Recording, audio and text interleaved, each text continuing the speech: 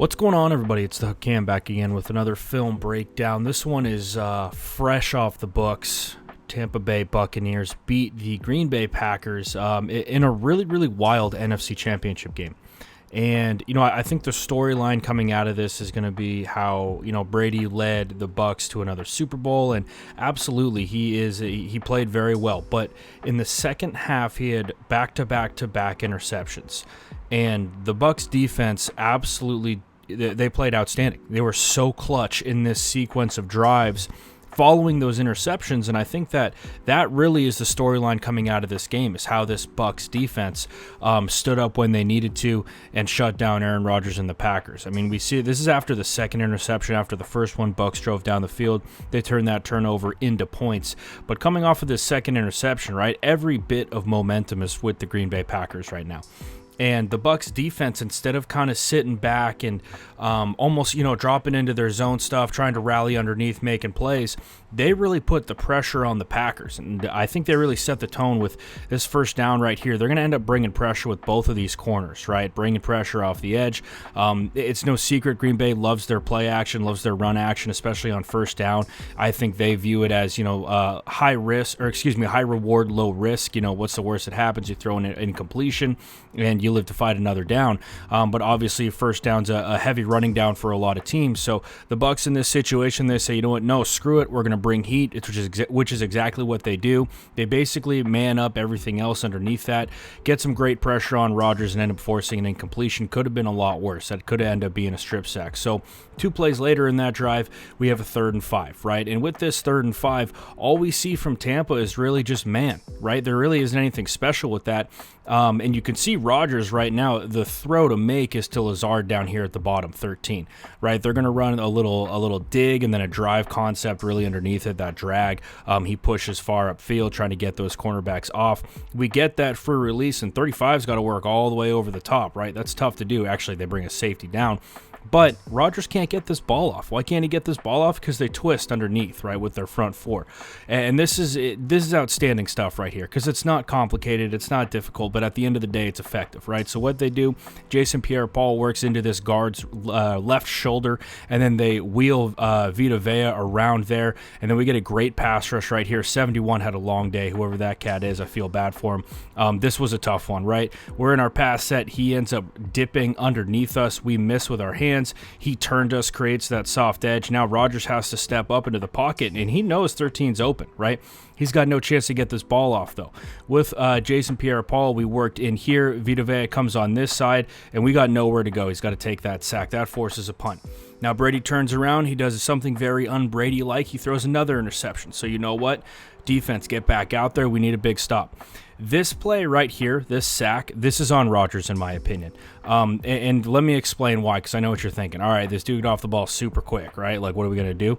You have to know that this dude is struggling, right? And that's what it was at the end of the day. Ways that you can help him. If you're going to go empty, you got to change up the snap count, which isn't what they do at all. There's nothing changed up about this whole thing, right? You got to change up the snap count, get this dude on his heels, force him to jump off sides like they did earlier in the game. They don't do that. They run their regular stuff. Also, you can see they don't have the time to mess with the snap count in this situation, but he gets off the ball. Rodgers has absolutely zero chance to get this play off, 2nd and 11, right? And you go through these plays, and this defense is stacking up good play after good play after good play. This is a very, very this is a tough situation to be in for this defense, right? Then we get into the 2nd and 11, okay?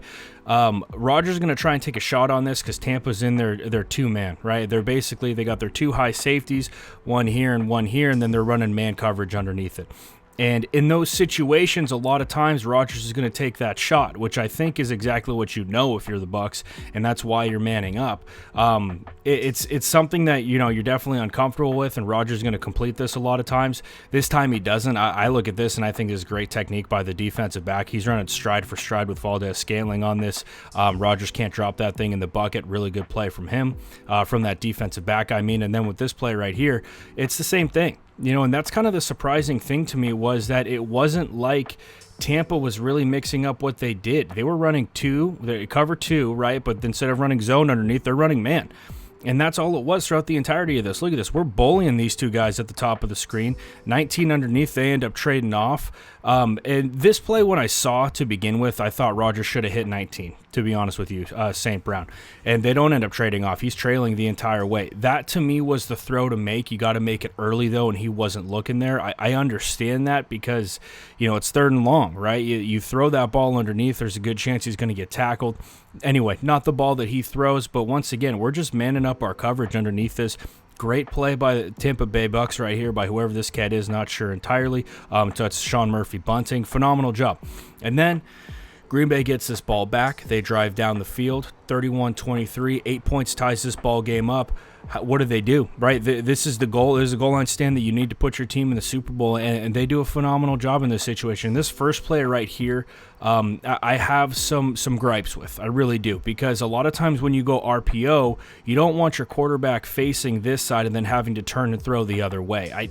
I personally don't like that. Your back should be on this side. He's working right here, because when you have to do stuff like this, he's got to make this throw quick, man. And he throws this ball behind him. The way I think about it is that if he's facing the other way and he can stare this thing down, as this ball's going and as he's working through this mesh point, he puts this ball on the money, and this is a touchdown. Catches it here, work your way into the end zone, but instead he throws it behind him. I kind of put that on the play design, to be honest. Yes, Rodgers is phenomenal. He's top 3 quarterback in the NFL right now, 100%. But at the end of the day, I look at that and I think you could help your guy out a little bit. So anyway, we'll work on to 2nd down. And in this situation, right, the Bucks pretty much just man up with what they're doing. I mean, honestly, like, they're playing off coverage at the bottom here. And, a thing that I would say about the Packers is early in the game, they tried to throw back shoulder to Davante Adams. It ended up being an incomplete pass. It was more a drop than anything on Davante Adams' part. The ball was on the money from 12, but the Bucks didn't change. They stayed in that. Look at how much coverage you're leaving. Look at how much space you're leaving here, right? You're begging to get back shouldered right now. Stem him upfield, throw that thing on the back shoulder of this defense. So he's not going to come up and play this. He's going to keep dropping until he gets to the goal line, then he's going to try and press. That's not at all what happens in this situation, right? Basically what the Bucks are doing is that as these receivers are working in, they're giving that off coverage, and then they're coming down to work on that, right? Make that tackle. Besides that, they're pretty much manned up across the board, right? We're manned up with Davante Adams. These two are basically comboing this, right? So as he works down here, he's going to stay because we see this in route coming from our number 1 at the top. So this safety is going to take number 3 right there, right? We see him working. We have Davante Adams on a post on the out of number 2. That's where he tries to go with this thing. But once again, he's getting flushed out of the pocket. I mean, and this is the thing. This pass rush from Tampa Bay was the winner for me in this situation. Just a phenomenal job from Tampa. To be honest, maybe Rodgers could have stuck in the pocket for a little bit. I don't blame him, though. He'd be getting heat all day. And then this 3rd down and goal, this is something that I think he might get chastised for. I don't know. I don't know. I understand with what he's looking at right now. As he breaks the pocket, right, whatever he's looking for right away isn't there. Okay, he might be able to hammer this, right? Maybe if you're, taking out the small details of it, yeah, he could hammer this number 1 right here. But he steps up into the pocket. He sees he's got Davante Adams on the goal line. He decides to rip it. I can't, in all honesty, blame his decision making right here. Yes, he could probably just take off, but we got to remember we got Devin White sitting right here. He's going to break through that and try and make that play. Jason Pierre-Paul's an absolute freak of an athlete, right? It's not like these guys are slow on the Tampa Bay Buccaneers defense. So as much as we're going to look at this 8-yard run and say, oh, he should have just kept it and ran to the end zone here, this dude's really fast. I believe that's Devin White. He's probably going to break off and make that play. This dude's going to come over the top. It's going to be tough to do, and I don't look at this and say that's a sure touchdown by any stretch of the imagination. So anyway, guys, that's kind of my opinions on this Buccaneers-Packers game. Decent game from Brady. I think that he made very uncharacteristic mistakes in the second half that probably aren't going to get talked about. But in the first half, the dude was cash. I mean, his opening drive in the first quarter was some of the best Brady I've seen. I mean, he's dropping balls in the bucket. He looks like an absolute stud. He had a couple bad picks, but again, I think that when you take a closer look at those, some of them are drops, some of them are on the receiver. He had one to Mike Evans that I think was too tall, but Evans had hands on it. At the end of the day, you know what? The Tampa Bay Buccaneers are a good football team, and teams win football games. Like I said, it's not just one player. It's not just Tom Brady. It's not just Mike Evans. It's not just Leonard. It's just one person wins a football game. It's a team sport for a reason. You need your entire team to play well.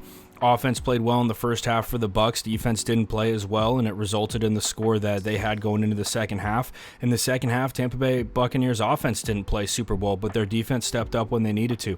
That's what it takes to win football games, especially in the NFL, especially in the playoffs, and especially when you're traveling into Lambeau Field to take on one of the greats. So anyway, guys, that's all I got for you today. I'll be back in the week with some more content. Got some really cool ideas cooking. Not all of them focused on just playoff teams, so I'm hoping that we can get some of those videos out there and it will be enjoyable to watch for everybody. So that's all I got for you guys today. I'll see you later in the week. Until then, stay safe, wash those hands, and I'll see you next time.